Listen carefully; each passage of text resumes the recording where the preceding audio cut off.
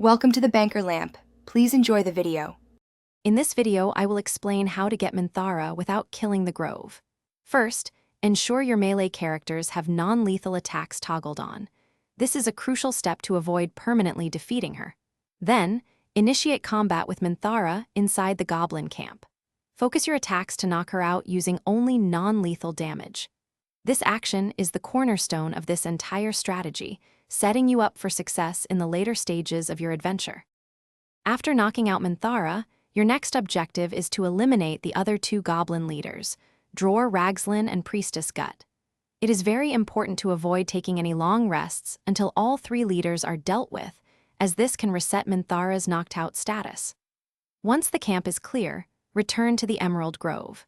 There, you can successfully complete the Save the Refugees quest, ensuring the safety of the tieflings and the grove itself.